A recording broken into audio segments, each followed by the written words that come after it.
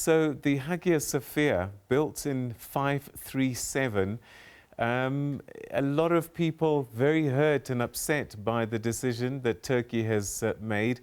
Give us a little bit of history of why they would be so upset and why this church is looked upon with such reverence. The people who must be most hurt are the African people, because the origins of that monument is Africa. The word Sophia is a Greek corruption of the African word Saba, which is also called Sheba, because the most ancient religion in the world was Sabaism. So Sophia means wisdom. This is the wisdom out of which all reality originated. But now, this Sophia is also the Black Madonna, which was personified by Queen Isis in ancient Nubia or Ethiopia, which was taken into Europe, transformed by the Christians. Now the Muslims want to change that corrupted religion from Africa and make it a Muslim religion. So this is a continuation of the falsification of ancient wisdom. And the positive or silver lining of all this is that the Christians, the Muslims, and the Africans, we must go back to Ethiopia, Nubia, which is the heartland of Africa, and say what is the origin of ancient wisdom, what is the origins of religion. We'll find that both Christianity and Muslim religions originated from Africa, and they were transformed many times. Now, the UNESCO, the Russian Orthodox Church, the Greek Orthodox Church, and the Muslims are going to fight over something that does not belong to both of them. So it is the time to go to the roots, to the drawing board, and say, where did these ideas originate? And that will help promote an interfaith alternative. That will help unite humanity and stop all this fighting. We're talking about the Hagia Sophia. The Turkish president has decided that this church will now go back to being a mosque, and the Orthodox Christians upset, and a number of people, including UNESCO, very concerned because it is a World Heritage Site. So, Dr Motshekga, thanks for coming back on the line. So before the break, you were telling us about the stolen wisdom and the misrepresented heritage that should be ascribed to Africans when we talk about symbols such as the Hagia Sophia.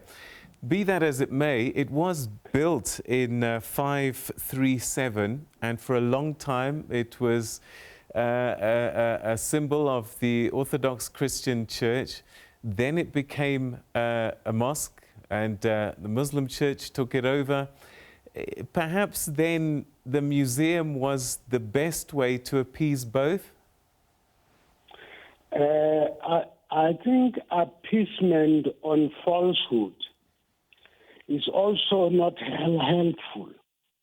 You know, at the moment we have problems of femicide and gender-based violence because the feminine, the goddess idea, has been suppressed.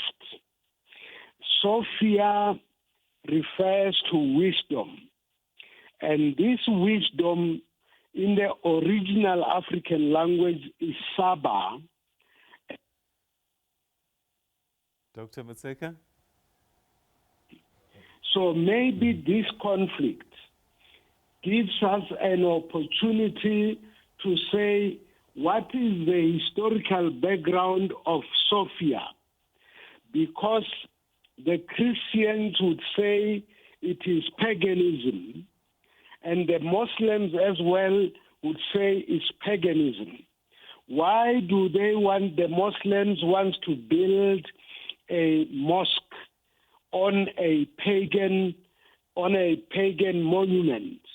And why are the Christians defending a church built on a pagan monument? Now, I think as humanity, we should be working towards peace by seeking the underlying truth.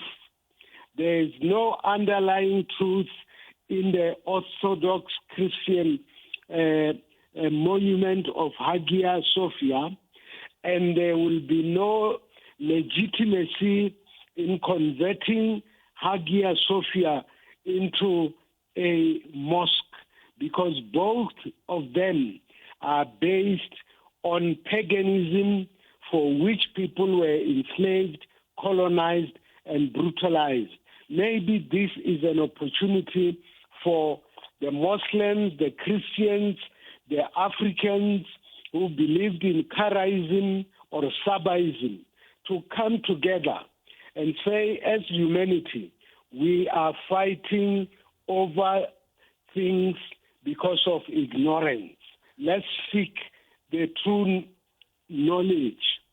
All right, so the fact is we do have this great architectural building that's there.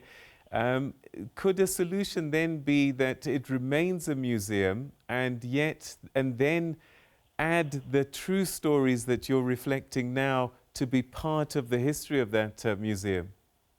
But you see, also when it is a museum, it would be a museum based on falsehood, because the original meaning, which is Sabaism, is not captured. It's like when you have the obelisk at the Vatican, you have the obelisk in Washington, in France, in America, and these obelisks were monuments taken from Egypt. The Vatican, the Americans, the French don't understand the meaning of the obelisk. So even if when they call it an obelisk, the Africans called it a benu, and it had a spiritual meaning. So the underlying African spirituality has been submerged, and that's why George Floyd was killed, because the West and the East are not willing to unearth the truth about where humanity comes from and the contributions of Africans to civilization. So that solution of a museum it will just be a cover-up. I argue that let's begin to go back and say, what's the origins of the name Sophia? It's not a Greek word, it is an African word. Sophia is the goddess that created.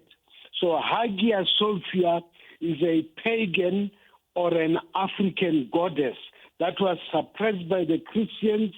Now it was suppressed by the museum. Now it is going to be suppressed by the mosque.